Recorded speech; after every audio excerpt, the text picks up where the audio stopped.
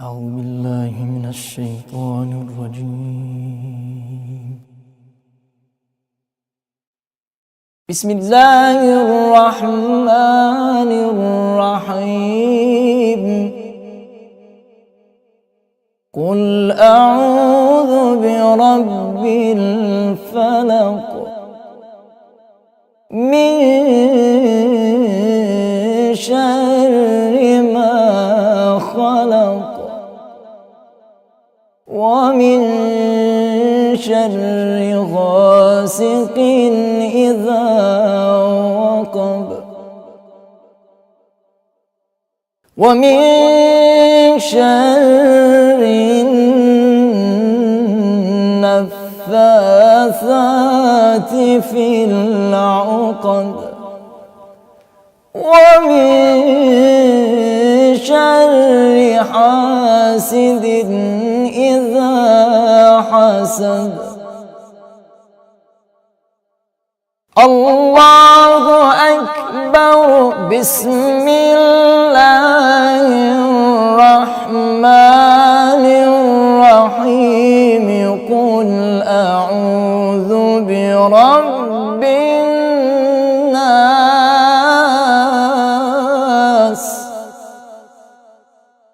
ملك الناس إله الناس من شر الوسواس الخناس.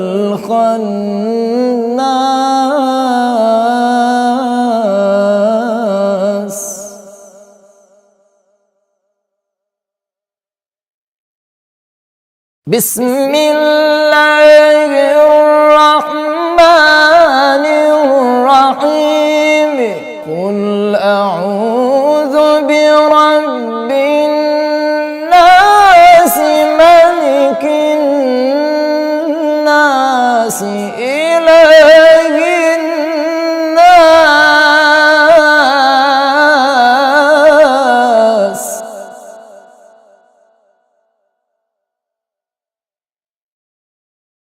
من شر الوسواس الخناس الذي يوسوس في صدور الناس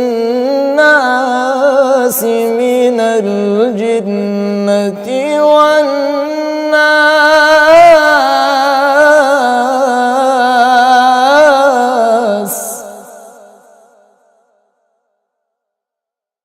بسم الله الرحمن الرحيم. قل أعوذ برب الناس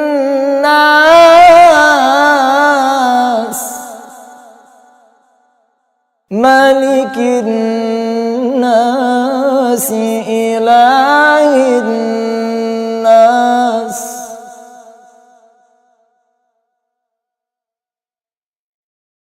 من شر الوسواس الخناس الذي يوسوس في صدور الناس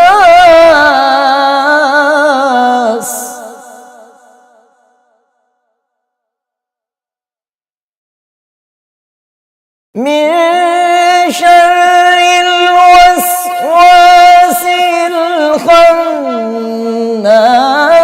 الذي يوسوس في صدور الناس من الجنة والناس.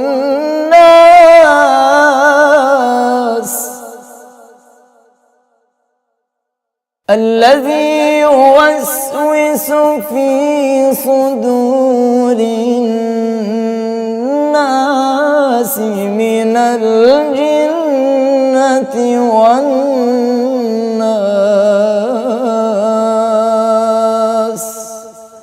صدق الله العليم.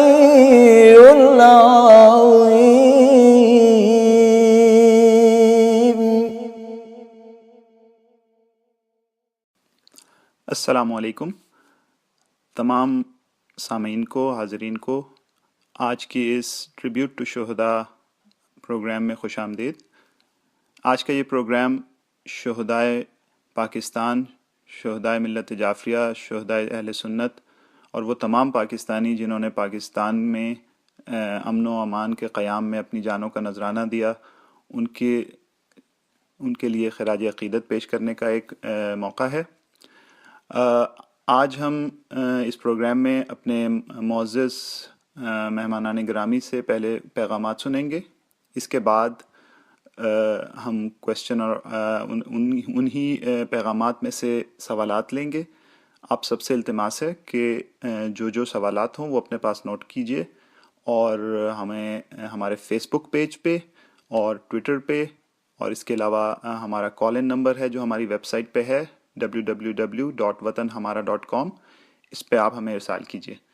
بہت بہت شکریہ۔ بسم رب الشہداء وطن ہمارا پلیٹ فارم کی طرف سے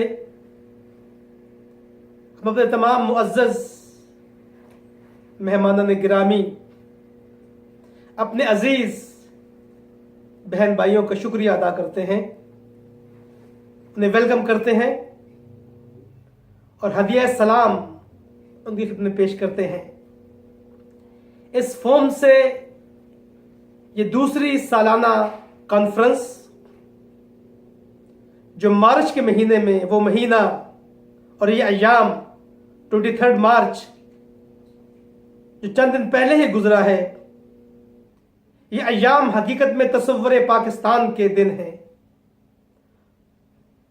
اور مناسبت رکھتا ہے کہ ہم ان ایام میں، ان دنوں میں ان ہستیوں کی خدمت میں ہدیہ تبریک پیش کریں،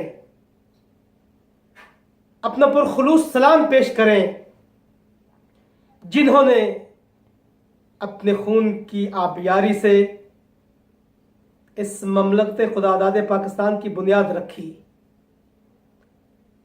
اگر خون شہداء نہ ہوتا تو یہ ملک بھی وجود میں نہ آتا۔ اس کا وجود مرہون منت ہے ان شہداء کی قربانیوں کا، جس طریقے سے اس ملک کے بچانے میں اور اس کے استحکام میں بھی خون شہداء شامل ہے۔ اس کی بنیادیں خون شہداء پر استوار ہیں۔ وہ لوگ جنہوں نے اپنا سب کچھ قربان کر دیا ہمارے مستقبل کے لیے، ہمارے فیوچر کے لیے، ہماری نسلوں کے لیے، ان کی یاد ہم پر فرض بھی ہے اور قرض بھی۔ تخلیق پاکستان کے پہلے دن سے ہی کچھ قوتیں پاکستان میں موجود تھیں جو یہ برداشت نہیں کر سکتی تھیں کہ پاکستان ان بنیادوں پر کھڑا ہو جن بنیادوں پر یہ تصور پاکستان پیش کیا گیا ہے۔ لہذا مسلسل سازشوں اور ریشہ دوانیوں سے انہوں نے اس ملک خدا داد پاکستان کو کمزور کرنے کی کوشش کی، لیکن اس کے مقابلے میں وہ لوگ جن کے آباء و اجداد نے اپنا سب کچھ قربان کر دیا اس ملک پر تاکہ ایک ایسا خطہ سرزمین وجود میں آئے جو اسلام کا کلہ ہو، جس میں اسلام کا پرچم لہرائے، جس میں ایسا اسلامی نظام نافذ ہو جس کی بنیاد عدل ہے، جس کی بنیاد مساوات ہے، جس کی بنیاد احترام انسانیت ہے۔ اس فکر کے وارثوں نے اپنی جانیں قربان کر دیں، لیکن اس مملکت پر آنچ نہیں آنے دی۔ اس قافلہ شہداء کے سالار شہید عارف الحسینی، فرزند امام، وہ فرزند حسین جنہوں نے اپنا سب کچھ قربان کر دیا تاکہ پاکستان کے اندر نظام عدل قائم ہو، پاکستان کے اندر اسلام کا بول بالا قائم ہو۔ جب طاغوتی قوتیں पाकिस्तान पर काबिज थीं और उनके मकामी नुमाइंदे वजूद पाकिस्तान को और इस्तेकाम पाकिस्तान को और पाकिस्तान की डायरेक्शन को अपनी मर्जी के मुताबिक लेके चलना चाहते थे। तो फर्जंद हुसैन ने ललकारा इन सब बातिल कुव्वतों को, वो इनके सामने शीशा पिलाई हुई दीवार बन गए। न सिर्फ ये कि वो खुद इस कुव्वत के मुकाबले में, इस तागूत के मुकाबले में, इस बातिल के मुकाबले में खड़े हुए, बल्कि शहीद ने एक ऐसी नस्ल की तरबियत की जिस नस्ल ने अपना सब कुछ कुर्बान कर दिया। शहीद डॉक्टर मोहम्मद अली नकवी, शहीद सिब्त जाफर और दूसरे अजीम शहदा, पाकिस्तान की कौमी फोर्सेस के शहदा, हमारे शिया और सुन्नी शहदा, अजीम स्कॉलर मुफ्ती सरफराज नईमी साहब और दूसरे वो अजीम शहदा जिन्होंने अपनी जानें सिर्फ इसलिए कुर्बान की कि पाकिस्तान के वजूद को खतरा ना हो और पाकिस्तान के अंदर हकीकी इस्लामी निज़ाम नाफिज हो। हम सब का ये फ़र्ज़ है, हम सब की जिम्मेदारी है कि शहदा ने जो परचम हमारे हवाले किया है उस परचम को अपने हाथ में थामें, अपनी कुव्वतें, अपनी तवानाइयाँ, अपने रिसोर्सेज इस मुल्क की इस्तेला के लिए, इसके इस्तेकाम के लिए, इसकी बका के लिए और इस मुल्क को एक हकीकी इस्लामी रिफाई रियासत बनाने के लिए खर्च करें और उन लोगों के हाथ मजबूत करें जो वारसाने शहदा हैं, जो दिन रात पाकिस्तान के अंदर इस वतन के दिफा के लिए, खून शहदा के पैगाम को आगे पहुंचाने के लिए दिन रात जद्दोजहद कर रहे हैं, अनथक कोशिश कर रहे हैं। हम भी उस काफिले का हिस्सा बने, अपनी तवानाइयों से, अपने रिसोर्सेज से, अपने अफकार से उन कुव्वतों को मजबूत करें। वमा अलैना इल्लल बलागुल मुबीन। अब हम दावत देते हैं सुन्नी इत्तेहाद काउंसिल के चेयरमैन साहबजादा हामिद रज़ा साहब को। नहमदुहु व नुसल्ली व नुसल्लिमु अला रसूलिहिल करीम, अम्मा बाद, अऊज़ु बिल्लाहि मिनश शैतानिर रजीम, बिस्मिल्लाहिर रहमानिर रहीम। वला तक़ूलू लिमन युक़्तलु फ़ी सबीलिल्लाहि अमवात बल अहयाउन वलाकिन ला तशऊरून। सदक़ल्लाहु मौलानाल अज़ीम। फ़क़ाल अल्लाहु तबारक व तआला फ़ी शानि हबीबिही इन्नल्लाह व मलाइकतहु युसल्लूना अलन नबी या अय्युहल्लज़ीना आमनू सल्लु अलैहि व सल्लिमू तस्लीमा। अस्सलातु वस्सलामु अलैका या सय्यदी या रसूलल्लाह व अला आलिका व अस्हाबिका या सय्यदी या हबीबल्लाह। मैं अपनी गुफ्तगू की इब्तिदा से पहले second annual anniversary of शुहदाए Pakistan के ऑर्गेनाइज़र्स को अपनी टीम की जानिब से मुबारकबाद पेश करता हूँ कि आज इब्तिला के इस दौर में, कसम पुरसी की इस हालत में, उन्होंने अपने शुहदा को खराज अकीदत पेश करने की रिवायत को ज़िंदा रखा। और जहाँ तक प्रोग्राम का ताल्लुक़ है, मौजू का ताल्लुक़ है, तो आलम इस्लाम और पाकिस्तान, हम आलम इस्लाम को पाकिस्तान से जुदा नहीं कर सकते और पाकिस्तान को आलम इस्लाम से जुदा नहीं कर सकते।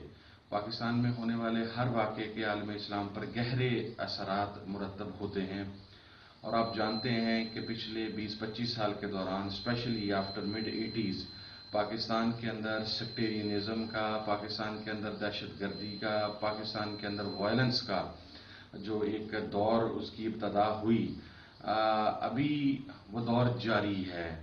यकीनन ऑपरेशन ज़र्ब-ए-अज़ब की आगाज़ होने के बाद जिस तरीके से अफ़वाज पाकिस्तान के जवानों ने अपनी जानों की कुर्बानियाँ पेश करके इन तकफीरियों को, इन दहशतगर्दों को, इन ज़ालिमों को, वो किसी भी सूरत के अंदर हों, वो तहरीक तालिबान की सूरत में हों, तहरीक तालिबान पाकिस्तान की सूरत में हों, लश्कर जंगवी की सूरत में हों, सिपाही सहाबा की सूरत में हों, दाइश की सूरत में हों या किसी भी सूरत में, क्योंकि तकफीरियत एक नज़रिया और एक सोच है اور یہ ہر آنے والے وقت کے ساتھ اپنا نام اور اپنا انداز تبدیل کرتے رہتے ہیں، لیکن وہ سوچ، وہ فلسفی اپنی جگہ پر قائم ہے۔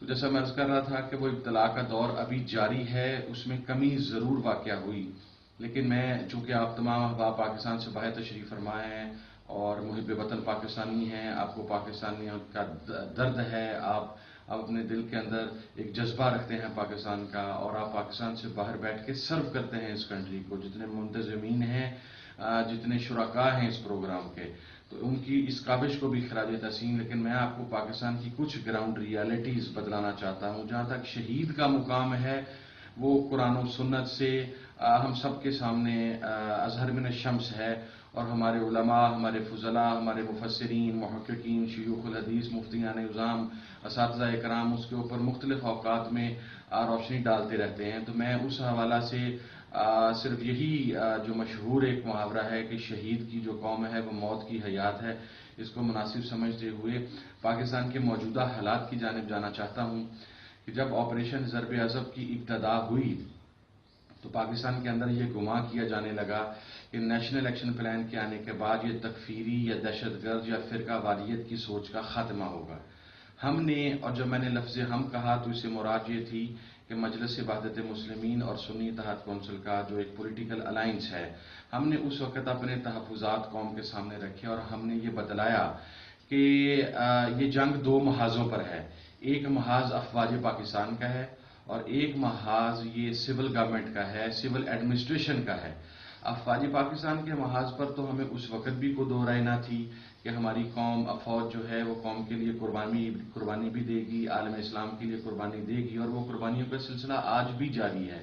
تو ہم تو افواج پاکستان کو اس حوالہ سے خراج تحسین پیش کرتے ہیں، لیکن ہم نے افواج پاکستان کے سپہ سالار جنرل راحیل شریف کو اس وقت بھی یہ بات کلیریفائی کی تھی، اور ان تک یہ بات ہم نے خط کی صورت میں، میڈیا کی صورت میں ان تک پہنچائی گئی تھی کہ جناب والا مسلم لیگ نون کی موجودہ حکومت کبھی بھی یہ نہیں چاہے گی کہ آپریشن ضرب عضب کامیاب ہو۔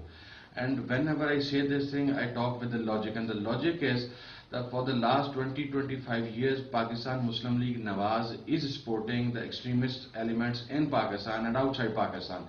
If you talk about Pak Taliban, if you talk about Lashkar-e-Jangvi, if you talk about Spy Sahabat, they have close relations with all these banned militant outlets. And above all the big heads of militants like Samiul Haq, like their political wing, Maulana Fazlur Rahman, and like Jamaat-e-Islami or Jamaat-ul-Dawa, who, at times they are supporting the militant and extremist elements, and we call them the political wing of Taliban or Takfiris or Lashkars or whatever. They are the basic allies of Nawaz Sharif. If you talk about Maulana Fazlur Rahman, ان کے بارے میں بات کریں تو وہ مرکزی government کے اندر مسلم league نون کے اتحادی ہیں۔ اگر آپ سمیع الحق صاحب کی بات کریں تو وہ مسلم لیگ نون کے اتحادی ہیں، اور یہی وجہ ہے کہ نیشنل ایکشن پلان کی جب ابتدا ہوئی تو اس کی ابتدا بھی اہل تشیع اور اہل تسنن کے خلاف کر دی گئی۔ پنجاب کے اندر درود شریف سپیکر پر پڑھنے پر پابندی لگا دی گئی، یعنی آپ اندازہ کیجئے کہ نیشنل ایکشن پلان کو مسلم لیگ نون کی حکومت کس جانب لے گئی کہ مسلمانوں کے درود شریف پڑھنے پر پابندی لگا دی گئی، اور وہ ابھی بھی بحال ہے کہ آپ سپیکر پر پنجاب میں آپ درود شریف نہیں پڑھ سکتے۔ یعنی یہ نیشنل ایکشن پھر تقریباً 15 سے 20 ہزار کے درمیان اہل تشیع اور اہل تسنن کے ذمہ داران کی جو قیادت ہے، جو ذمہ داران ہیں، ان کو شیڈول 4 کے اندر انکلوڈ کر دیا گیا۔ ان کے خلاف کوئی نومینیٹ FIR نہیں تھی، ان کے خلاف کوئی کمپلین نہیں تھی، ان کے خلاف کسی بھی تھانے کے اندر کوئی FIR نہیں تھی۔ مسلم لیگ نون کی حکومت نے ان تمام لوگوں کو، اور اسپیشلی سنی اتحاد کونسل اور مجلس وحدت مسلمین، اہل تسنن اور اہل تشیع کو ٹارگٹ کیا اس جگہ پر، اور تاکہ یہ وہ لوگ ہیں جو ملیٹنسی کے اگینسٹ بات کرتے ہیں، دہشت گردی کے خلاف بات کرتے ہیں، طالبانائزیشن کے خلاف بات کرتے ہیں، یہ نظام مصطفیٰ کی بات کرتے ہیں۔ تو ہم لوگوں کو اس وقت سے ایک مسلسل ٹارچر کیا جا رہا ہے۔ ہمارے افراد جیلوں کے اندر ہیں، شیڈول 4 میں ہیں بہت سو، اور الحمدللہ مجلس اور سنی اتحاد کونسل کا ایک بھی آدمی، ہم جن لوگوں کے مقدمات عدالتوں میں لے کے گئے ہیں، ابھی تک ان سب کو عدالتوں سے ریلیف ہی ملا ہے، اور حکومت عدالت میں کوئی سیٹسفیکٹری آنسر نہیں دے سکی کہ ان لوگوں کے نام شیڈول 4 میں کیوں ڈالے گئے۔ لیکن جو میں بات عرض کر رہا تھا وہ یہ تھا کہ آپ اسلام آباد میں دیکھیے، ہم تو درود شریف کے لیے اسپیکر کھولیں تو ہمارے علماء ایمپلیفائر ایکٹ کے تحت جیل کے اندر چلے جاتے ہیں. اسلام آباد کے اندر بیٹھا ہوا ملا عبدالعزیز، وہ جب اس کی جامعہ افضہ کی طالبات داعش کو پاکستان کے اندر ویلکم کہیں تو نو ون ٹاک اباؤٹ ہیم. اس فرد کے خلاف ایک ایف آئی آر اسلام آباد کے اندر لانچ تھی، اس کے اندر وہ اس کو اشتہاری ڈکلیئر ہوا. But with great sorrow I have to say this thing that the Interior Minister of Pakistan lied on the platform of the Senate and the National Assembly, and I don't know where Article 62 and 63 is in Pakistan. On the floor of House, if it proves that you have lied, you can't be the member of the National Assembly or the Senate or any provincial assembly in Pakistan.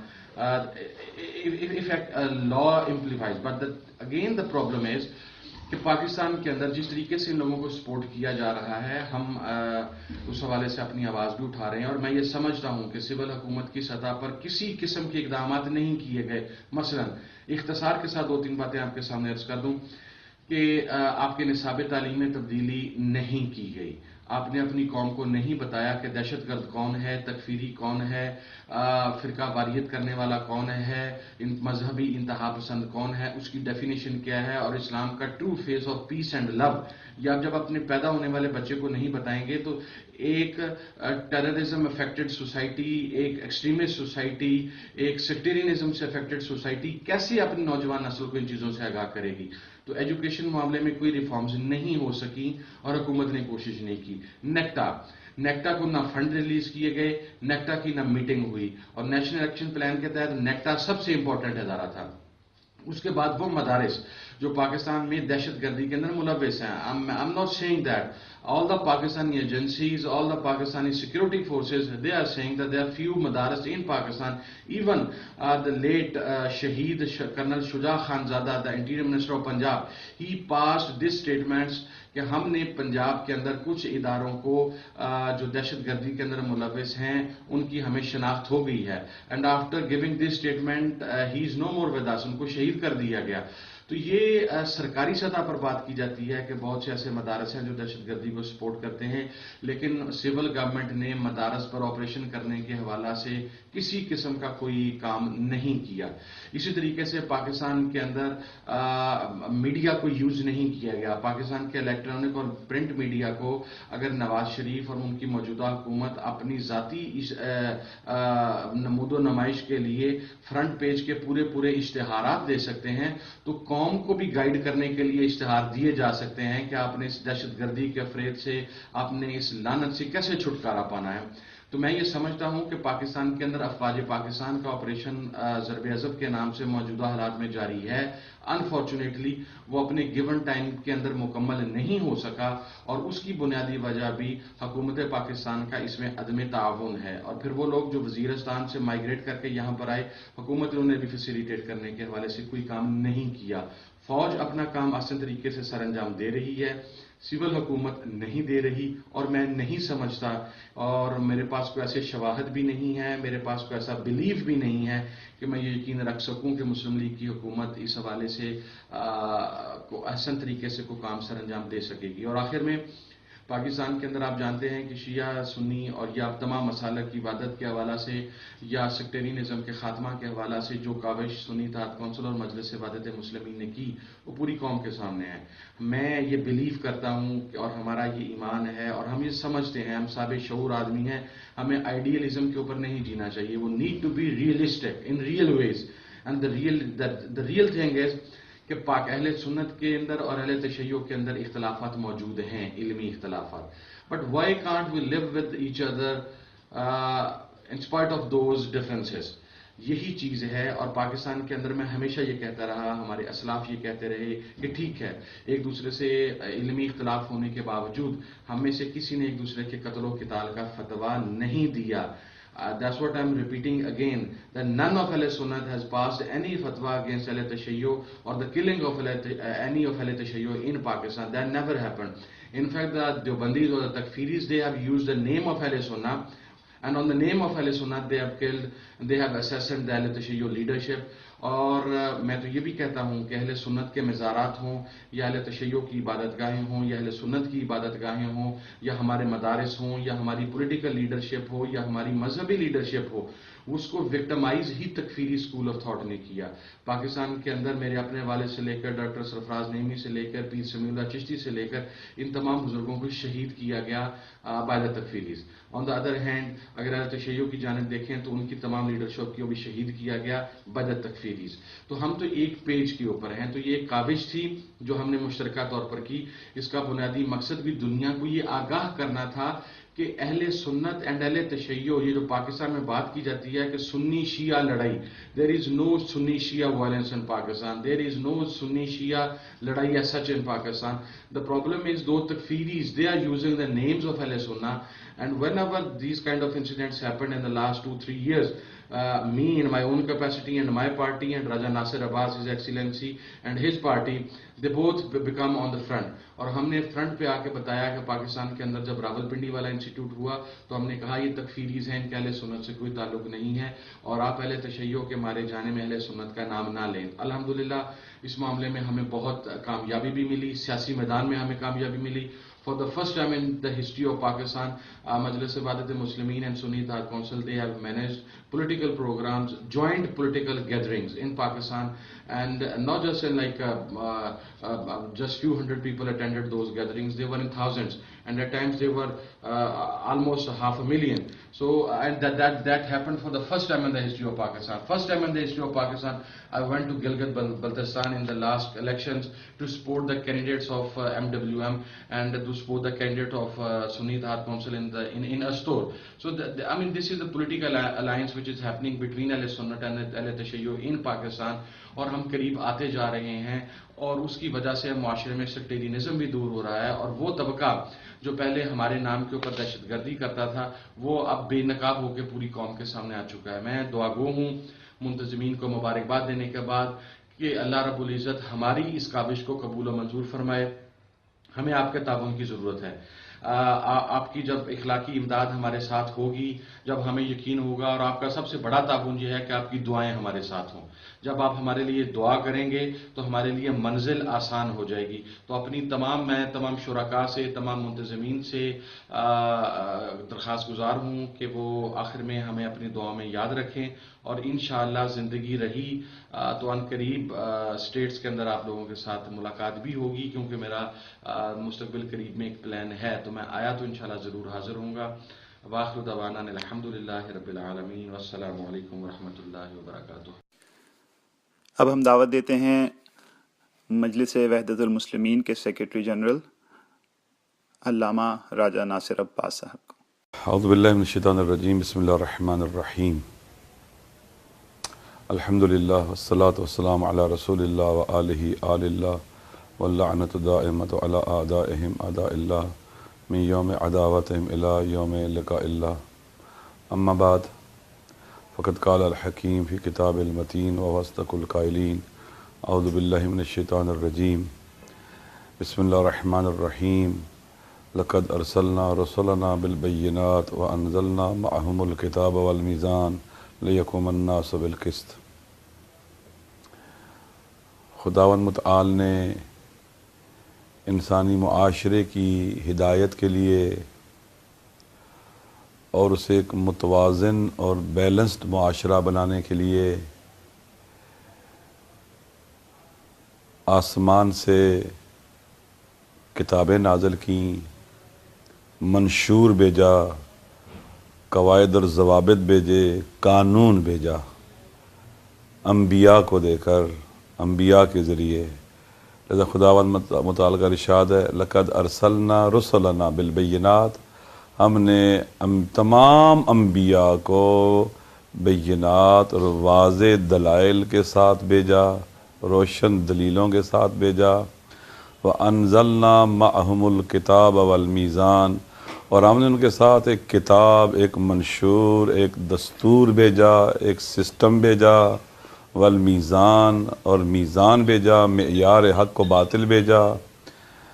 لِيَقُومَ النَّاسُ بِالْقِسْطِ، تاکہ انسانی معاشرے میں عدل حاکم ہو جائے، انسانی معاشرے کی اساس اور بنیاد عدل ٹھہرے، یعنی انسانی معاشرے کی عمارت کی تعمیر عدل کی بنیادوں پر ہو۔ ہر وہ شے جس کی بنیاد عدل ہوگی وہ مضبوط ہوگا۔ لہٰذا معاشرے کو عادل رکھنے کے لیے اللہ نے قانون بھیجا ہے، دستور بھیجا ہے، کتاب بھیجی ہے۔ کتاب اور دستور اور قانون اس لیے ہے کہ معاشرے میں عدل اور انصاف ہو جائے، حقدار کو اس کا حق ملے، ہر چیز اپنی جگہ پر ہو، اپنے دائرہ کار میں ہو۔ اگر کوئی شے اپنی حدود سے نکلے گی تو وہاں پر ظلم شروع ہو جائے گا، ناانصافی شروع ہو جائے گی۔ لہذا قانون ہے جو ضامن ہے عدل کا۔ جس معاشرے میں قانون نہیں ہوگا وہاں عدل نہیں آ سکتا۔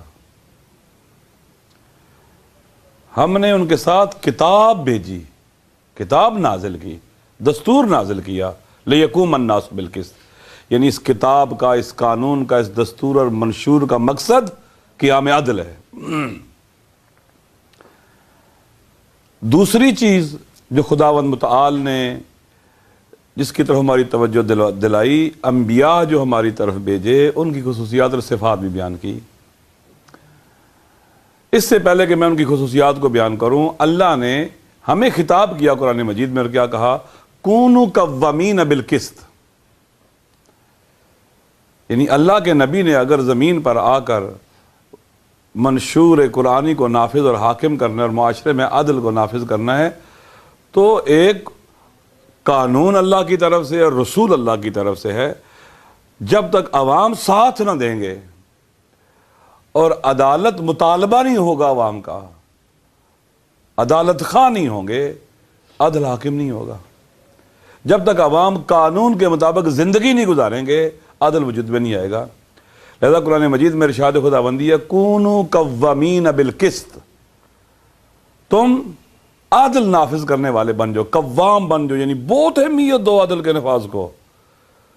تمہارا بھی کام عدل کا نفاذ ہونا چاہیے، عدل کا نفاذ ہونا چاہیے، یعنی تمہیں بھی قانون کے مطابق زندگی گزارنی چاہیے۔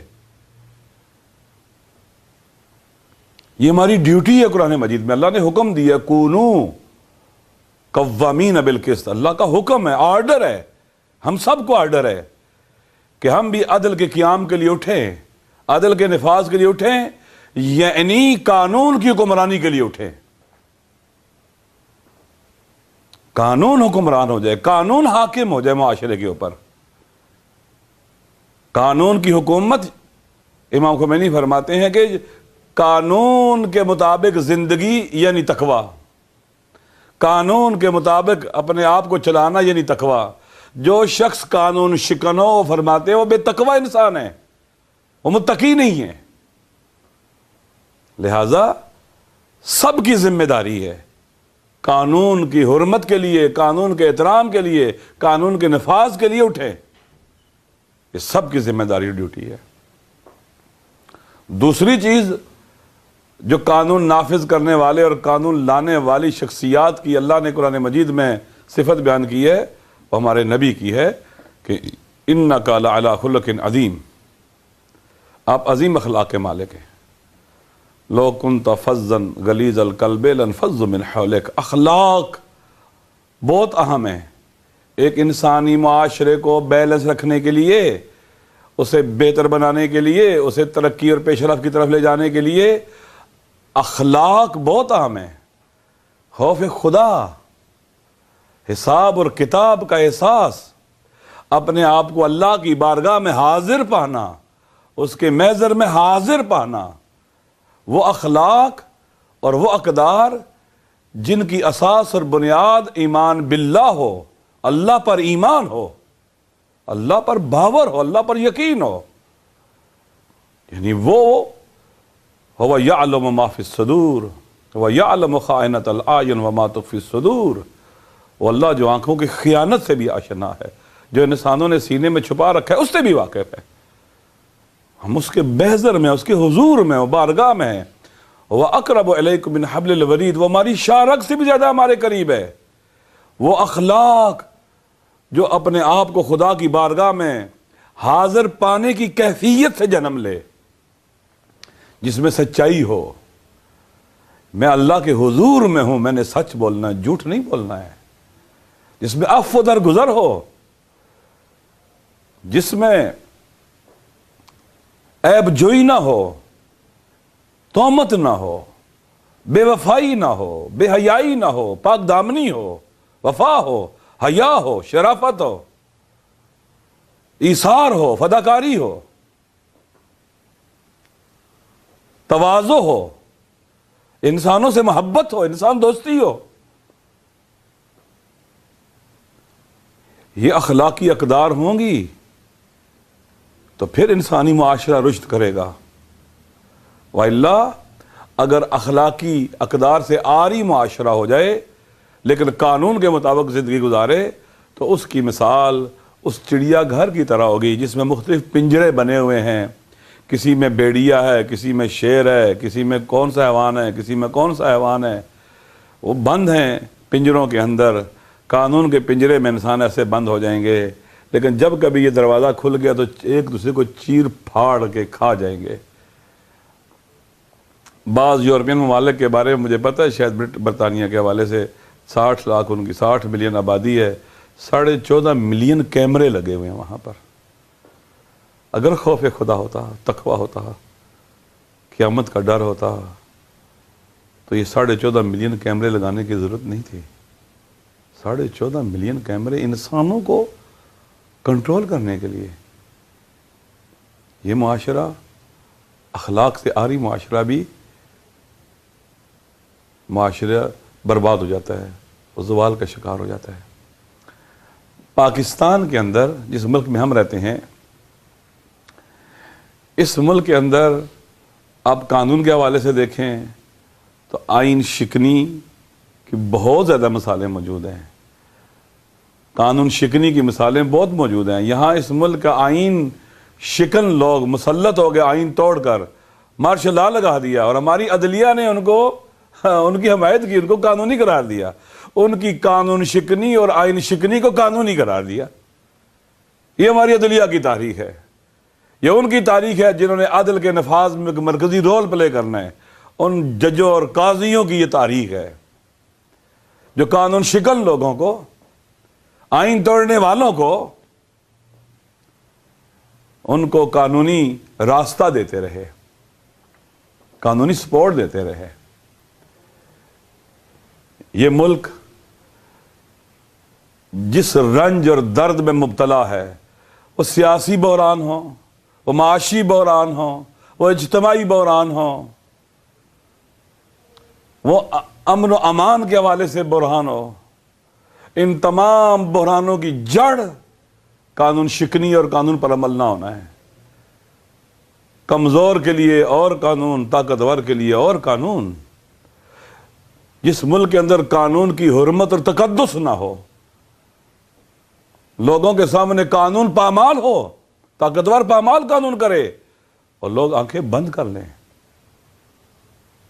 جس ملک کے اندر ایک غریب کو اگر FIR کٹوانی پڑے تو اس کو کتنے دھکے کھانے پڑتے ہیں تھانوں کے، اور کتنی رشوتیں دینی پڑتی ہیں.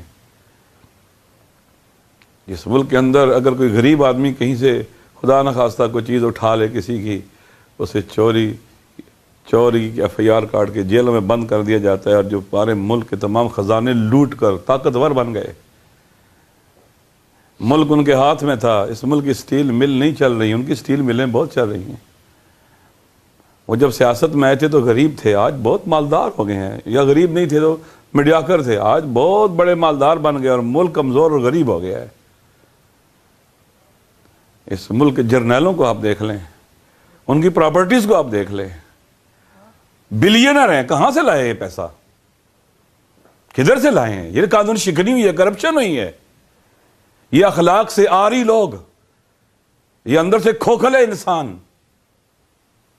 جنہیں نہ خدا کا خوف، نہ قیامت کا ڈر، نہ حساب کتاب کا خیال اور لحاظ، جو عوام کو گونگا اندھا اور بہرا سمجھتے ہیں، کمزور عوام کو، یہ لوگ ملک کو لوٹنے والے سب مل کر لوٹ رہے ہیں. اس ملک کے تمام بحرانوں کا حل قانون کی حکمرانی میں ہے. اس ملک کے اندر جتنے دہشت گردی کے گروپ بنائے گئے, جہادی گروپ بنائے گئے, یہ قانون شکنی تھی. ریاستی اداروں نے قانون شکنی کی ہے جہاد کے لیے. انہوں نے جہاد کے لیے لشکر بنائے, کشمیر کے جہاد کے لیے, افغانستان کے جہاد کے لیے. اب ہم سارے مسلمان ہیں, اگر جہاد لازمی تھا تو ہم سب جہاد کرنے کو تیار ہیں. ریاست اعلان کرتی. یہ مخصوص ذہن کے آئیڈیالوجی کے لوگوں کو جہادی کیوں بنایا گیا؟ جنہوں نے اس ملک کے اندر نفرت کی آگ پھیلائی, نفرت کی آگ لگائی, تفرقوں کو پھیلایا, ناامنی کو لے کے. قاتل یہ کون لوگ ہیں؟ کس نے پالے ہیں؟ ان قانون شکن ریاستی اداروں میں قابض لوگوں نے. اس کے اندر ہمارے جرنیل بھی ہیں, ہمارے بیوروکریٹ بھی ہیں, اور ہمارے نالائق اور نااہل سیاستدان بھی ہیں. لہذا اس ملک کی بربادی اسی دن سے شروع ہوئی ہے جب سے اس ملک کے اندر قانون شکنی کی روایت ڈالی گئی ہے. قانون وہ حقیقت ہے جو ہمیں ایک قوم بنا سکتا ہے. اخلاقی قدریں وہ حقیقت ہے جو ہمیں ایک اچھا انسان بنا سکتی ہیں. لہذا آج پاکستان اندر سے کھوکھلا ہو چکا ہے. جس طرح سے ہمارے حکمران اندر سے کھوکھلے ہیں, اخلاقی اقدار سے آری کھوکھلے ہیں, جن کے اندر شرم و حیا نہیں ہے, غیرت و حمیت نہیں ہے, ڈگنیٹی نہیں ہے, جنہیں وطن کی سالمیت کا خیال نہیں ہے, جھوٹ بولتے ہیں. اگر ان کے اندر اخلاقی اقدار ہوتی جھوٹ نہ بولتے. ان کے لہجے دیکھیں, فرعونی لہجے ان کے. عوام اپنے حکمرانوں کو, لیڈروں کو دیکھ کر اخلاق سیکھتے ہیں, رویے ان کے اپناتے ہیں.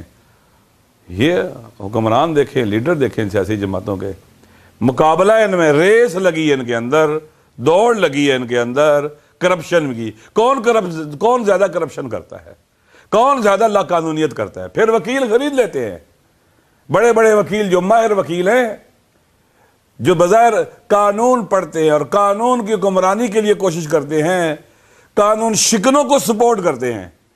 کاش ایک روایت ڈل جاتی کہ ہم کسی قانون شکن کا ساتھ نہیں دیں گے, قانون توڑنے والے کا ساتھ نہیں دیں گے.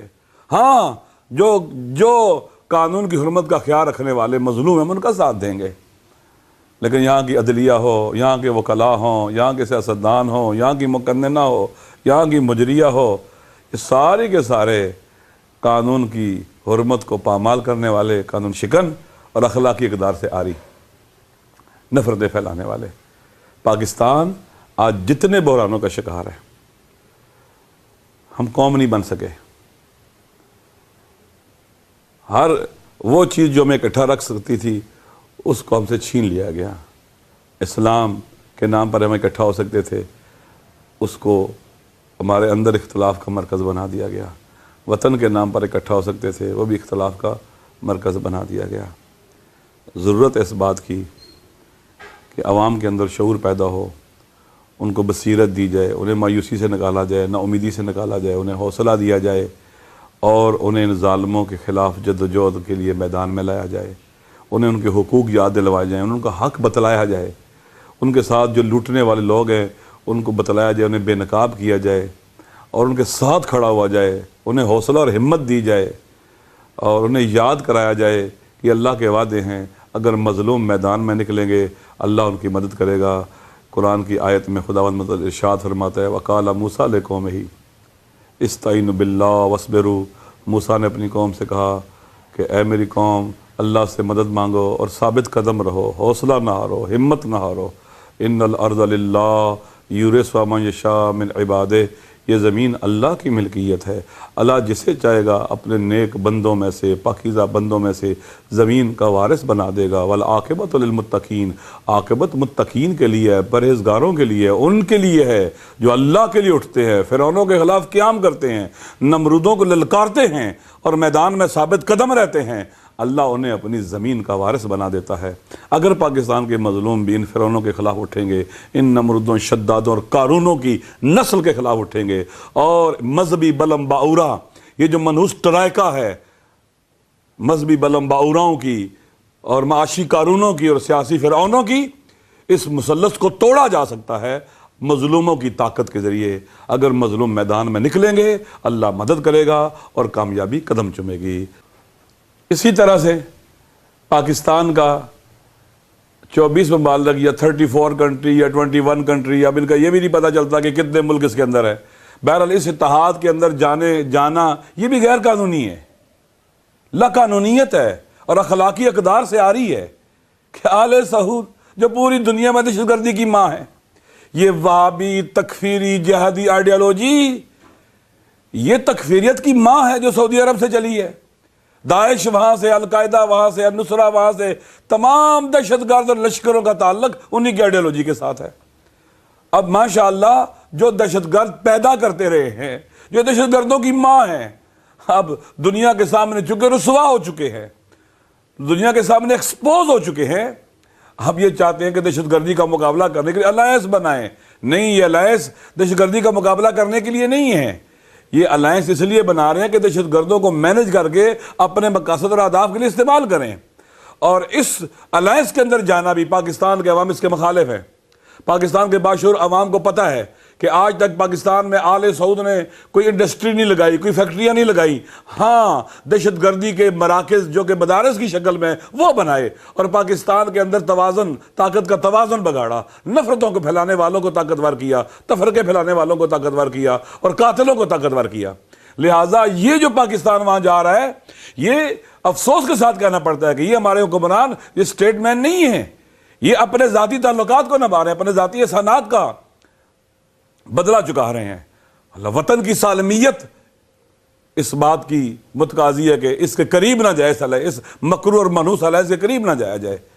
وطن کی ڈگنیٹی اس بات کا متقاضی ہے. پاکستان کے عوام یہ چاہتے ہیں. خارجہ پالیسی وہ ہوتی ہے جو پاکستان کے عوام کی ترجمان ہو، اور داخلہ پالیسی بھی. لہذا اس کو یہ قابل مذمت ہے. اور سعودی عرب دہشت گردی ختم نہیں کرے گا، پھیلائے گا. اور جب تک آل سعود کی حکمرانی ہے اور یہ وہابی تکفیری جہادی طرز تفکر اسی طرح سے پھل پھول رہا ہے، دنیا میں امن نہیں آ سکے گا. جس طرح سے برسلز میں، فرانس میں، پاکستان میں، افغانستان میں، چائنا میں، دنیا میں، عراق میں، شام میں، لبنان میں، یمن میں، ہر طرف ظلم ہو رہا ہے. یہ اس کا راستہ روکنے کے لیے آل سعود کو ان کی اس طاقتور جو صورتحال اس کو ختم کرنا ہوگا. آل سعود سے جان چھڑانی ہوگی. یمن کے اندر 1 سال ہو گیا بمباری کر رہے ہیں، بے گناہوں کو مار رہے ہیں، اور جو علاقے انہوں نے انصار اللہ نے چھوڑے ہیں وہاں داعش اور القاعدہ آئی ہے. لڑو داعش اور القاعدہ سے. داعش اور القاعدہ کو سپورٹ کرنے والے ہیں، انویسٹمنٹ کرنے والے ہیں. اور پاکستان کی سرزمین پر پاکستان کے وہ بیٹے جنہوں نے اپنی جانیں دی ہیں، جنہوں نے اپنا خون دیا ہے، قربان ہوئے ہیں اس وطن کے اوپر. بالخصوص اہل تشیع، کئی ہزار شہید، ڈاکٹر، انجینئر، علماء، شعراء، ذاکرین، ہر زندگی کے شعبے سے تعلق رکھنے والے، ادیب، نواخوان، ماتمی، کس طبقے کا بندہ ہے جو شہید نہیں ہوا ہے اس وطن کی پاک سرزمین پر، اس کا خون نہیں گرا ہے. قاتل کون تھے؟ کہتے ہیں سہولتکاروں کو بھی مارنا ہے، پکڑنا ہے. پاکستان کے اندر سہولتکار ریاستی اداروں کے اندر بیٹھے ہوئے طاقتور لوگ تھے جنہوں نے یہ قاتل پالے. وہ ضیاء الحق سے شروع کرے اور آج تک لے آئے. ان کے اوپر ہاتھ کیوں نہیں ڈالا جا رہا؟ ایسا ہمیں وہ نہیں کبھی بھولتے، اور ہم ان کا درد کبھی نہیں بھولیں گے. ایک دن آئے گا انشاءاللہ ان کے قاتل اور ان کے سہولتکار انشاءاللہ مجرموں کی طرح کٹہرے میں کھڑے ہوں گے اور حساب دیں گے. یہ ہو ہی نہیں سکتا ایسا ہو جائے. ہم نہیں بھولیں گے اس درد کو، اور انشاءاللہ ہم ان مظلوموں کے، ان محروموں کے، ان شہداء کے جدائی کا جو زخم ہے اپنے سینے میں لیے ہوئے اسے زندہ رکھیں گے. اسے نہیں ختم ہونا چاہیے، درد نہیں مٹنے دیں گے جب تک ان کے قاتل اپنے کافر کردار تو نہ پہنچ جائیں، اور اس سرزمین سے، پاک وطن سے ان قاتلوں کا کلا کما نہ ہو جائے، ان کے سہولتکار بھی اپنے انجام کو نہ پہنچ جائیں. آخر میں یہی دعا ہے خداوند متعال مظلوموں کو میدان میں کھڑا ہونے کی توفیق دے، ثابت قدم رکھے، اور ظالموں کے گریبانوں تک ان کے ہاتھ پہنچنے کی ان کو جرأت اور حوصلہ دے. اور ایک دن وہ آئے جب اس اللہ کی زمین کے اوپر عدل کا پرچم بلند ہو اور ظلم کے سارے پرچم سرڈگوں ہو جائیں، حق کا پرچم بول بالا ہو جائے اور باطل کو شکست فاش ہو جائے. والسلام علیکم ورحمۃ اللہ وبرکاتہ. میرا پہلا سوال صاحبزادہ صاحب سے ہے.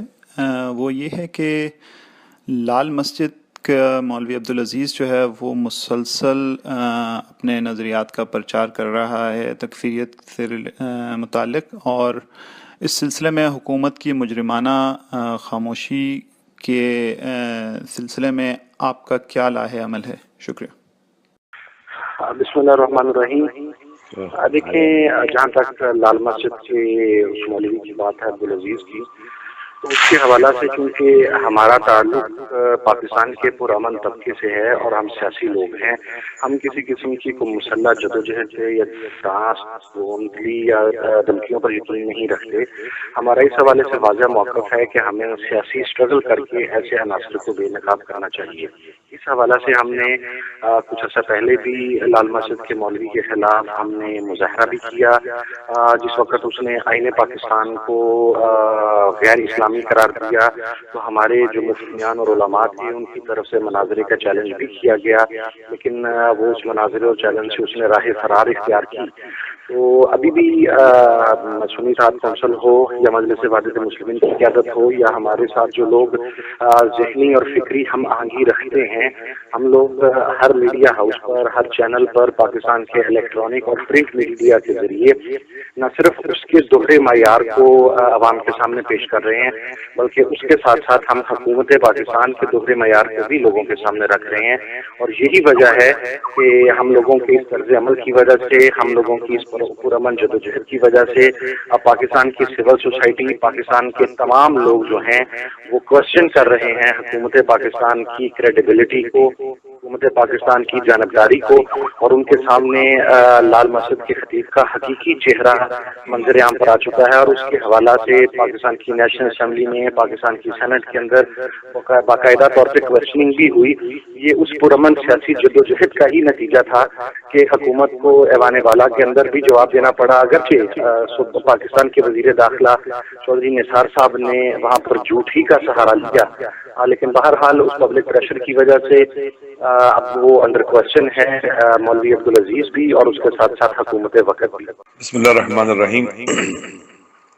مولوی عبدالعزیز یا اس کی سوچ کے جو لوگ ہیں، یہ حقیقت میں ہمارے اسٹیبلشمنٹ کے اسٹریٹجک ایسٹس رہے ہیں، اور ابھی تک بھی ان کے بارے میں ان کے دلوں میں نرم گوشے پائے جاتے ہیں، جس کی وجہ سے وہ ان کو مینج کرنے کی کوشش تو کرتے ہیں، لیکن اس سوچ اور فکر کو ختم کرنے کی کوشش نہیں کر رہے۔ لہٰذا انہوں نے بڑی منتیں کی مولانا عبدالعزیز کی کہ یہ کورٹ میں جائے اور اپنی ضمانت کروائیے۔ حکومت کی بڑی منت سماجت کے بعد وہ راضی ہوا کہ وہ کورٹ میں جائے اور اپنی ضمانت کروائے، جو ایف آئی آر اس کے خلاف کٹی ہوئی تھی۔ تو اصل میں جب تک یہ نفاق رہے گا ہماری حکمرانوں میں اور ریاستی اداروں کے اندر، اور وہ برائی کی جڑ کو کھیڑنے کے لیے اپنے اندر ول نہیں پیدا کریں گے، تو یہ ایک کاسمیٹک قسم کی جو اپروچ ہیں، یہ میرے خیال میں عوام کا بھی اعتماد ابھی اٹھتا چلا جا رہا ہے ہمارے اداروں سے، ہمارے سیاسی جو ایلیٹ ہے یا ہماری جو دوسرے ادارے ہیں، عسکری ادارے ہیں، ان سے بھی اسی وجہ سے اعتماد اٹھتا چلا جا رہا ہے کہ جو ایک مسجد کے مولوی کو کنٹرول نہیں کر سکتے، وہ پاکستان سے کیسے دہشت گردی کو ختم کریں گے۔ تو اس لیے یہ کوشچن ہے بہت بڑا، اور پورے پاکستان کے لوگ اس کے حوالے سے سوال بھی کرتے ہیں، پوچھتے بھی ہیں، میڈیا میں بھی باتیں ہوئی ہیں، پرنٹ میڈیا، الیکٹرانک میڈیا، اور پھر جگہ جگہ بات ہوتی ہے کہ یہ بندہ جو اسلام آباد میں بیٹھ کر بالکل ان کے مرکز سے 2-3 کلومیٹر کے فاصلے پر بیٹھا ہوا ہے، تو یہ بندہ ان سے کنٹرول نہیں ہو رہا۔ لہذا میرے خیال میں پاکستان کے اندر وہ ول جو دہشت گردی کو ختم کرنے کے لیے، اس سوچ کو مارنے کے لیے ہونی چاہیے تھی، وہ نہیں ہے، کوئی جامع پلان نہیں ہے، فقط ایک ایمرجنسی ٹریٹمنٹ کرنے کی کوشش کی جاتی ہے کہ یہ لوگ جو ہے وہ کنٹرول ہو جائے اور مینج ہو جائے، پھر انہی کے لیے جہاں وہ چاہیں کام کریں، دوسروں کے لیے کام نہ کریں جس سے ان کو نقصان ہوتا ہے۔ وطن کے لیے کوئی نہیں سوچ رہا، اہل وطن کے لیے نہیں سوچ رہا، جس کے نقصانات ہم اٹھا رہے ہیں اور آئندہ بڑی مشکلات کا شکار ہونے والے ہیں۔ جی، ایک کوشچن ہے کہ حالیہ دنوں میں امریکی حکومت کی طرف سے پاکستان پر دباؤ ہے کہ وہ طالبان کے ساتھ مذاکرات شروع کرے، تو اس سلسلے میں آپ لوگوں کا کیا موقف ہے؟ شکریہ۔ یہ افغان طالبان کے حوالے سے کوشش ہو رہی ہے کہ 2 طرح کے طالبان ہیں، ایک وہ طالبان ہے جنہیں پاکستانی طالبان کہا جاتا ہے، اور ایک وہ طالبان ہے جنہیں افغان طالبان کہا جاتا ہے۔ تو افغان طالبان کے حوالے سے یہ کوششیں کی جا رہی ہیں کہ پہلے جب شروع ہوئی تھیں تو اچانک ملا عمر صاحب کی وفات کا اعلان ہو گیا کہ وہ 2-3 سال پہلے سے فوت ہو چکے ہوئے تھے اور ان کو پتہ نہیں تھا، جس سے وہ جو ڈائلاگ تھا وہ رک گیا اور کچھ عرصہ اس میں تعطل آ گیا۔ پھر اس کو دوبارہ سے شروع کرنے کی کوشش کی جا رہی ہے اور شروع ہو رہا ہے۔ دیکھیے میرے خیال میں ایک کنسٹرکٹیو ڈائلاگ، وہ لوگ جو ہتھیار پھینکنا چاہتے ہیں، وہ لوگ جو لڑنا نہیں چاہتے، وہ لوگ جو مین سٹریم میں آنا چاہتے ہیں، میرے خیال میں ان کے ساتھ اگر مذاکرات ہوں تو مشکل نہیں ہے، لیکن وہ لوگ جو اسلحہ اٹھائے رہے، اسلحے اور طاقت کے زور پر وہ اپنی باتیں منوائیں، تو اس سے یہ مسئلہ حل نہیں ہوگا بلکہ اور بدتر ہوگا، اور خرابیاں پیدا ہوگی اور ان کے حوصلے اور بڑھیں گے۔ افغانستان کا مسئلہ ایک انتہائی بنیادی مسئلہ ہے اور اس پورے خطے کا اور ریجن کا امن و امان اس سے جڑا ہوا ہے۔ پاکستان کے اندر اس وقت تک امن نہیں آ سکتا جب تک افغانستان میں امن نہ آئے۔ افغانستان کی گورنمنٹ بھی خود ایک کمزور گورنمنٹ ہے، اس کے اندر بھی وہ ول نہیں ہے، وہ پاور نہیں ہے، وہاں پر بھی ایک جمہوری حکومت جیسے عوام الیکٹ کریں اور باہر کا انفلوئنس نہ ہو، اس طرح کی حکومت بننے نہیں دی گئی۔ امریکن نے پوری کوشش کی کہ ان کی مرضی کا پریزیڈنٹ آئے اور ان کی چیزوں کو لے کے چلے، بے شک عوام اس کو ووٹ نہ دیں، دھاندلی کے ذریعے، جعلی الیکشن کے ذریعے یا اپنا نیگیٹو انفلوئنس پیدا کر کے وہ وہاں پر الیکشن کروائے انہوں نے، اور جس میں وہ اشرف غنی کو لے کے آ گئے۔ اب جو افغانستان کی صورتحال ہے، میرے خیال میں یہ جو طالبان والے مذاکرات اور ڈائلاگ کی بات ہو رہی ہے، اس میں چائنا بھی شریک ہے، کیونکہ چائنا کا بھی امن و امان افغانستان کے ساتھ کافی حد تک تعلق رکھتا ہے، اس کے جو سنکیانگ کا صوبہ ہے اور اس طرح کے پاکستان، سینٹرل ایشیا سارے کا سارا۔ لہٰذا اگر ڈائلاگ کنسٹرکٹیو ہوتا ہے، یہ اسلحہ پھینکتے ہیں اور مین سٹریم میں آتے ہیں اور عوامی اور جمہوری جدوجہد کی طرف آتے ہیں، تو میرے خیال میں یہ بہت اچھی چیز ہے اور جنگ بند ہو جانی چاہیے۔ لیکن جو حالات نظر آ رہے ہیں وہ اس طرح کے نہیں ہیں۔ پاکستان کے طالبان افغانستان میں بیٹھے ہوئے ہیں، ان کے طالبان یہاں بیٹھے ہوئے ہیں، وہ ان کے ذریعے پریشرائز کرتے ہیں، یہ ان کے ذریعے ان کو پریشرائز کرتے ہیں، اور ایک نفاق ہے تقریباً، صدق کے نیت کے ساتھ قدم نہیں اٹھائے جا رہے، ایک کھیل کھیلا جا رہا ہے مذاکرات کا، مذاکرات۔ آپ کو معلوم ہونا چاہیے کہ سال ہا سال سے افغانستان کے حوالے سے مذاکرات کی بات چل رہی ہے۔ قطر میں ان کا آفس کھولا گیا، ترکی میں انوالو ہوا اور بہت سے ممالک انوالو ہوئے، لیکن یہ بیل منڈے نہیں چڑھ سکی۔ اس کی بنیادی وجہ یہ ہے کہ صدق کے نیت سے اقدامات ہوتے ہی نہیں ہیں، دنیا کو دکھانے کے لیے، لوگوں کو دکھانے کے لیے، یا پتہ نہیں کس طرح کے معاملات کو وہ سیٹل کرنا چاہتے ہیں اور کیا گین کرنا چاہتے ہیں، ان چیزوں کو یعنی اپنی ان غلطیوں کے اوپر، اپنے ان مجرمانہ خیانتوں کے اوپر پردہ ڈالنے کے لیے یہ ڈائلاگ کی بات کرتے ہیں، جمہوریت کی بات کرتے ہیں۔ دیکھیں یہ جو کنٹراڈکشنز ان کے اندر ہیں وہ اتنے گہرے ہیں جن کو مینج کرنا بہت مشکل ہے۔ افغان طالبان وہاں پر اسلامی اپنی مرضی کی امارت قائم کرنا چاہتے ہیں جو ملا عمر نے کی تھی۔ اب وہاں کے عوام اور آئین کہتا ہے کہ یہاں پر تو ڈیموکریسی ہوگی، جمہوریت ہوگی اور الیکٹڈ گورنمنٹ آئے گی، وہ الیکشن کو قبول ہی نہیں کرتے، وہ جمہوریت کو قبول ہی نہیں کرتے۔ تو میرے خیال میں یہ کھیل ہی مجھے لگتا ہے جس کا مستقبل قریب میں کوئی نتیجہ نکلتا ہوا مشکل نظر آتا ہے۔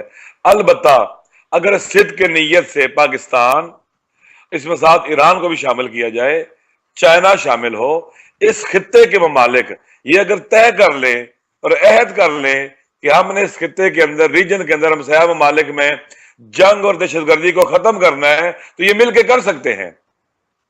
لیکن اگر ہم یہ کہیں کہ امریکن کا یہ پلان ہے کہ اس ریجن کے اندر جنگ ختم ہو، درست نہیں ہے۔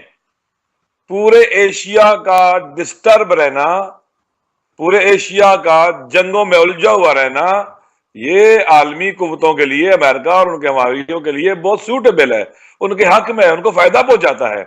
افغانستان میں جنگ ہو، پاکستان ڈسٹرب ہوگا، سینٹرل ایشیا ڈسٹرب ہوگا، رشیا ڈسٹرب ہو جائے گا، ایران ڈسٹرب ہو جائے گا، چائنا ڈسٹرب ہو جائے گا، یہ تو ان کے حق میں ہے۔ یہ ایک کاسمیٹک قسم کی اپروچ ہے، اپنے مفادات کو حاصل کرنا چاہتے ہیں اور ان فورسز کو مینج کرنا چاہتے ہیں، جیسے کل وہ ان کے کنٹرول میں تھی آج بھی ان کے کنٹرول میں آ جائیں اور ان کے اہداف کے لیے کام کریں۔ میرے خیال میں یہ کام جو ہے اگر صدق کے نیت سے نہ ہو تو کبھی بھی منزل تک نہیں پہنچے گا۔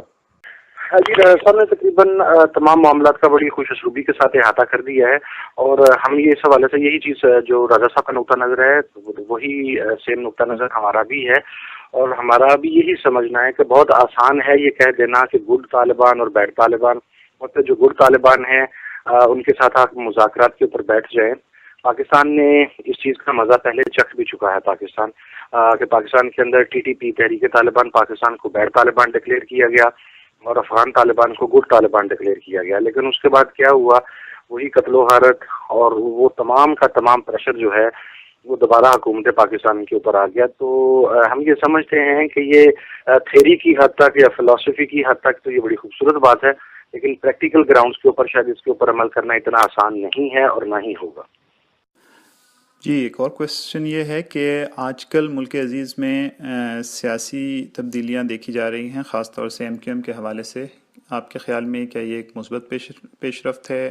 اس کے بارے میں آپ لوگوں کا کیا خیال ہے؟ شکریہ۔ ہاں دیکھیں، MQM کے حوالے سے پاکستان کے تمام لوگ جانتے ہیں، اور MQM کے اوپر بہرحال دس وے اور دیٹ وے الزامات ہیں، اور بہت سنگین نوعیت کے الزامات ہیں۔ ہمارا صرف جو واضح ایک موقف ہے اس حوالے سے وہ یہ ہے کہ وہ لوگ جو 20 سال 25 سال یا 30 سال تک MQM کے سو کال کرائمز کے اندر برابر کے شریک رہے، مثلاً اگر مصطفیٰ کمال صاحب بات کرتے ہیں یا انیس قائم خانی صاحب بات کرتے ہیں یا دیگر رضا ہارون صاحب بات کرتے ہیں، تو یہ وہ لوگ ہیں جو اس چیز کو بھی ایڈمٹ کرتے ہیں کہ ہم 20 سال یا 25 سال تک جتنا بھی عرصہ ان کی وابستگی MQM کے ساتھ رہی، یہ کرائمز کے ساتھ وابستہ تھے۔ اور انیس قائم خانی کے حوالہ سے ثانیہ بلدیہ ٹاؤن کی جو JIT ہے اس کے اندر واضح طور پہ ان رائٹنگ نام بھی ہے ان کا ایجنسیز کی جانب سے، اور پھر انہوں نے جو گفتگو وہاں پر فرمائی مختلف ٹیلی فونز پر وہ بھی موجود ہے۔ تو ہم یہ سمجھتے ہیں کہ ایسے عناصر کو جو کرمنل ایلیمنٹ ہوں، اگر وہ اپنے ذاتی مفادات کے لیے کسی موقع پر پارٹی لیڈرشپ کے خلاف کھڑا ہو جاتے ہیں تو ان کو نیٹ اینڈ کلین چٹ نہیں دی جا سکتی۔ اگر MQM کے اندر اگر کسی نئے الطاف حسین کو بننے سے بچنا ہے تو اس کی صورت صرف یہی ہے کہ MQM کی وہ معتدل قیادت سامنے آنے دی جائے جس کے اوپر اس حوالہ سے کوئی الزامات نہیں ہیں۔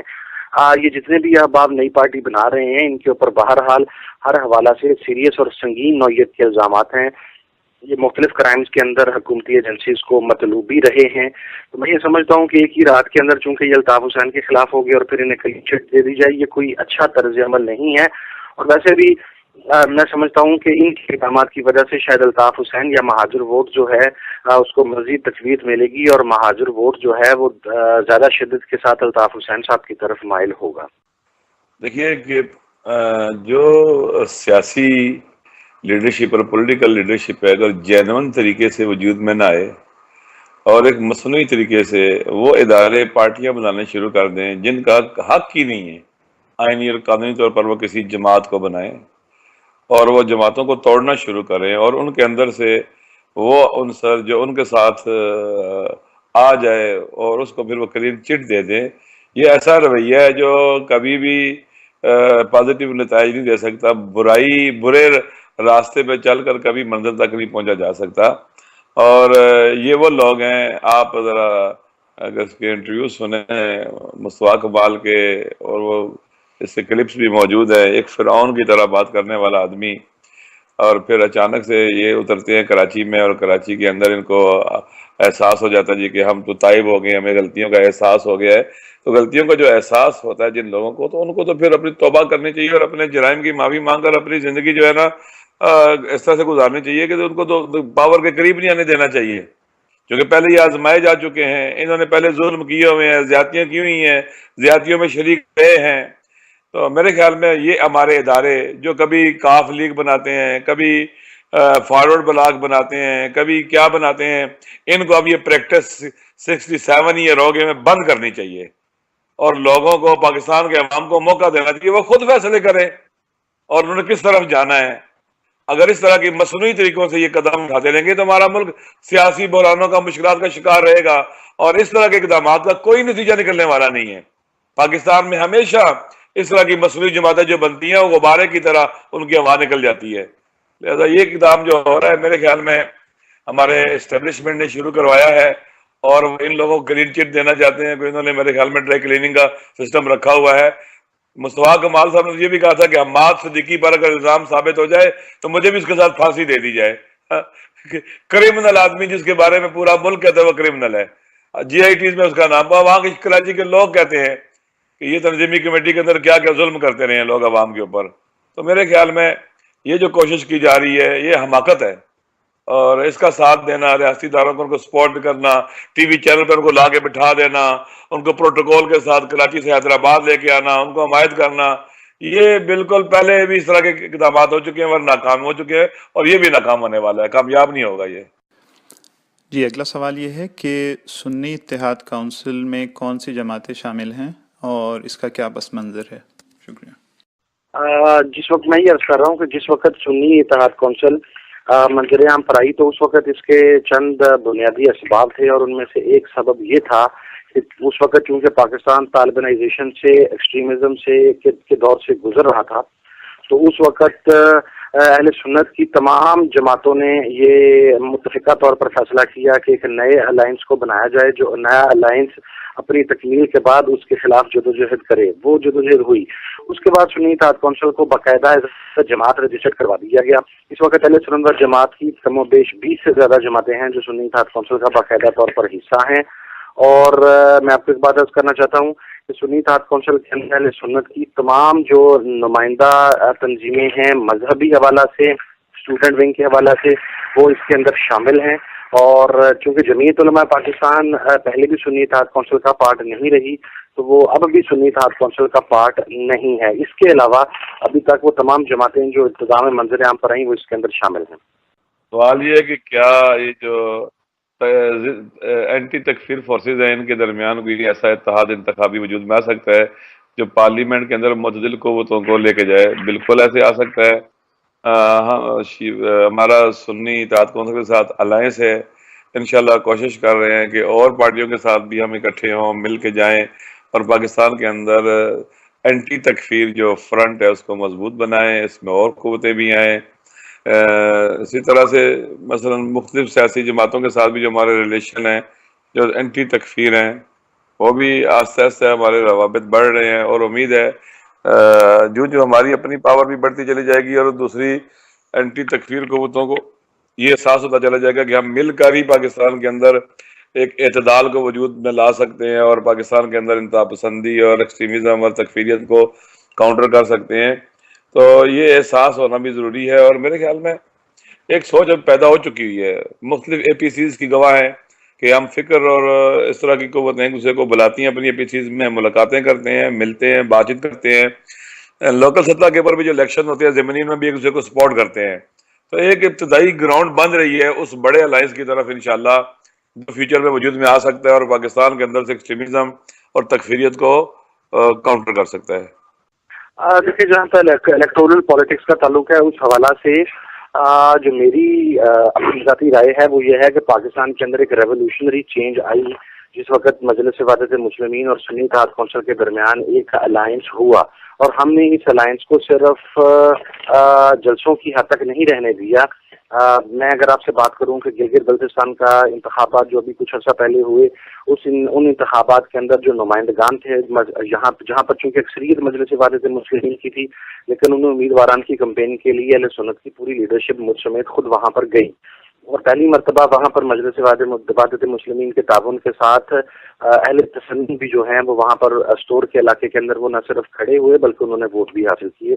اسی طریقے سے پاکستان کے دیگر مختلف حلقہ جات ہیں. ابھی کچھ عرصہ پہلے آپ کے علم میں ہے کہ جو وزیر آباد کا علاقہ ہے وہاں پر ایک انتخاب ہوا, اگرچہ کہ حکومت نے تمام دھاندلی کے ساتھ وہ انتخاب 1400 ووٹ کے ساتھ جیت لیا, لیکن وہاں پر مجلس وحدت مسلمین اور سنی اتحاد کونسل نے متفقہ طور پر محمد احمد چٹھا کی سپورٹ کی.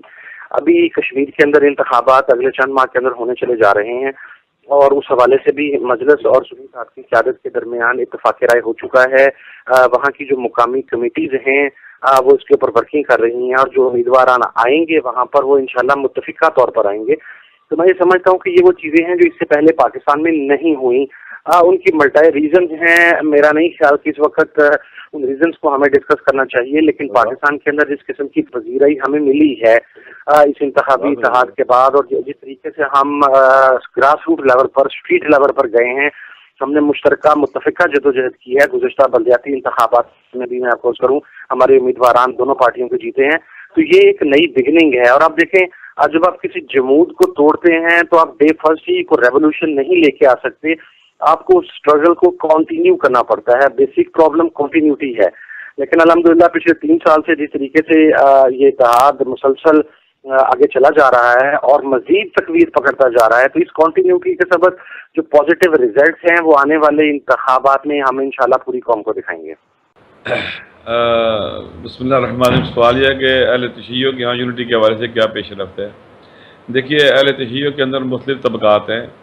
ایک طبقہ ذاکرین اور خطباء کا ہے. ہمارا کافی کلوز ریلیشن کے ساتھ ڈیولپ ہو چکا ہوا ہے اور ان کے ساتھ ہمارا رابطہ رہتا ہے. ابھی اس دفعہ محرم سے پہلے بھی ہم نے ایک ضابطہ اخلاق لکھا تھا جس میں ان کو بٹھایا تھا کہ انہوں نے توحید کے حوالے سے ایسی نیگیٹو گفتگو نہیں کرنی ہے, نبوت کے حوالے سے کوئی ایسی باتیں نہیں کرنی ہیں جو ہمارے عقائد کے خلاف ہوں. اسی طرح سے شیعہ سنی یونٹی کے حوالے سے تفرقے والی بات نہیں کرنی ہے. پھر ہمارے سنت بھائیوں کے مقدسات کا احترام کرنا ہے, اس حوالے سے کوئی اس طرح کی بات نہیں کرنی ہے جس سے نفرتیں پھیلیں. اور باقاعدہ یہ حرام ہے, ہمارے فقہا کا فتویٰ ہے, جائز نہیں ہے یہ کام کرنا. تو ایک ذاکروں کے ساتھ, بانیان مجالس کے ساتھ, عزاداروں کے ساتھ ایک دن بدن ہمارا ریلیشن بہتر ہو رہا ہے اور ہم کوشش کر رہے ہیں کہ جو نیگیٹو چیزیں ہیں ان کو کنٹرول کریں اور چیزوں کو بہتری کی طرف لے کے جائیں. اس سے ایک علماء کا احترام بھی بڑا ہے سوسائٹی اور معاشرے میں. پہلے لوگ جس طرح سے علماء سے نفرت کرتے تھے, دور ہوتے تھے, آج ایسی فضا نہیں ہے بلکہ علماء کو رسپیکٹ بھی ہے, علماء کو بلاتے بھی ہیں, ان کی گفتگویں بھی سنتے ہیں. اسی طرح سے پاکستان کے اندر اہل تشیع کے طبقات میں ایک حامد علی موسی صاحب ہیں. تقریباً حامد علی موسی صاحب کے بھی کافی جو قریب لوگ ہیں, علماء ہیں ہمارے علاقے کے اندر, مختلف جگہوں پر جو ائمہ جماعت ہے ہمارے ان سے اچھے ریلیشن ہیں اور ایک رواداری کی فضا ان کے ساتھ قائم ہے. کوئی اتنی ٹینشن نہیں ہے, کوئی بڑی اختلافات اور اس طرح کی چیزیں نہیں ہیں. ہمارے جب دعوت دیتے ہیں ہم ان کو, ہمارے پروگرام میں بھی آتے ہیں اور ہم بھی ان سے ملتے ہیں, ان کے یہاں جاتے ہیں, ان کی مساجد میں جاتے ہیں. جہاں تک تعلق ہے آگے سید ساجد علی نقوی صاحب کی بلا کا, تو ان کے جو ہے ساتھ ابھی تک آپ نے دیکھا ہوگا کہ مجلس کو بنے ہوئے تقریباً 6 سال ہونے والے ہیں. الحمدللہ آج تک کوئی ایسا خدا نہ خواستہ کوئی جھگڑا لڑائی نہیں ہوئی ہے. ہم نے کوشش کی ہے چیزوں کو کنٹرول کریں اور لڑائی اور جنگ جدال کی طرف اور اس طرح کی چیزوں سے اپنے آپ کو بچایا جائے. ابھی ایک 4 رکنی کمیٹی 5 رکنی ہماری طرف سے بنی ہے, ایک ان کی طرف سے بنائی گئی ہے جو مشترکات کو ڈسکس کرے یا کم از کم آپس میں ایک رابطے کو وہ بنائے. اور اس کی 28 تاریخ کو میٹنگ بھی ہے. مجھے امید ہے کہ جو نیگیٹیوٹی کو خدا نہ خواستہ کہیں ہے تو اس کو کنٹرول کرنے میں موقع ملے گا. اور ہمیں پتہ ہے کہ اگر ہم اندرونی طور پر الجھیں گے تو ہم بیرونی دشمن جو ہمارے وطن کے دشمن ہیں, جو پاکستان کے استقلال کے دشمن ہیں, جو پاکستان میں جنگ اور جدال کو لے کے آ گئے, نفرتیں لے کے آ گئے, نامنی لے کے آ گئے, ہم ان کا مقابلہ نہیں کر سکیں گے. لہٰذا انشاءاللہ امید ہے کہ جو 28 تاریخ کو میٹنگ بھی ہو رہی ہے وہ بھی ہماری شورا علی نے ایک کمیٹی بنائی ہوئی ہے رابطے کے لیے اور ملاقات کرنے کے لیے, اور ان کی طرف سے بھی ایک کمیٹی بن چکی ہوئی ہے اور یہ 28 کو میٹنگ کریں گے. امید ہے کہ اس کے ایک اچھے نتائج نکلیں گے اور چیزیں آگے بڑھیں گی. ہم وطن ہمارا فورم کی جانب سے تمام سننے والوں کا شکریہ ادا کرتے ہیں. یہ وطن عزیز پاکستان سے محبت کرنے والے بیرون ملک پاکستانیوں کا آن لائن فورم ہے جو ہفتہ وار فون کالز, فیس بک اور دیگر سوشل میڈیا کے ذریعے آئیڈیاز شیئر کرنے کا موقع فراہم کرتا ہے. آپ ہمیں watanhamara.com پر جوائن کر سکتے ہیں. سننے کا بہت بہت شکریہ. السلام علیکم ورحمۃ اللہ. اے راہ حق کے شہیدوں وفا کی تصویروں, تمہیں وطن کی ہوائیں سلام کہتی ہیں. اے راہ حق کے شہیدوں, لگانے آگ جو آئے تھے آشیانے کو, وہ شعلے اپنے لہو سے بجھا دیے تم نے. بچا لیا ہے یتیمی سے کتنے پھولوں کو, دعا کی کتنی بہاروں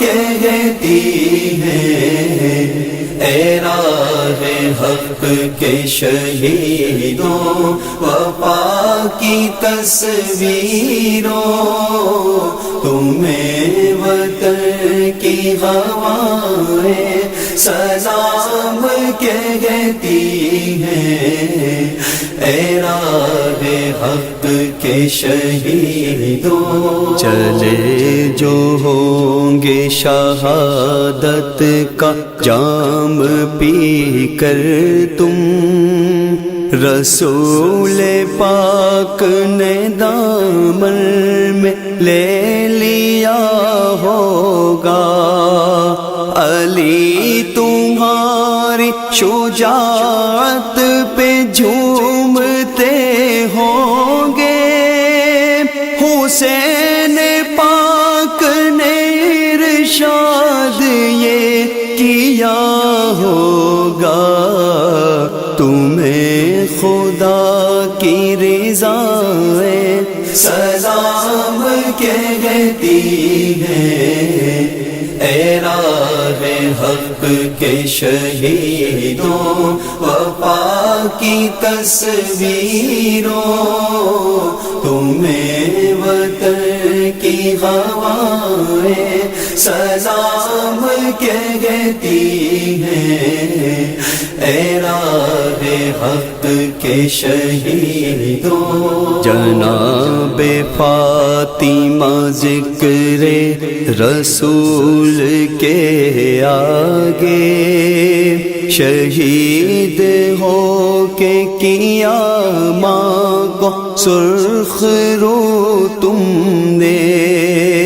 جناب حضرت زینب گواہی دیتی ہے شہیدوں رکھی ہے بہنوں کی آبرو تم نے وطن کی بیٹیاں مائیں سلام کہتی ہیں اے راہ حق کے شہیدوں وفا کی تصویروں تمہیں وطن کی ہوائیں سلام کہتی ہیں اے راہ حق کے شہیدوں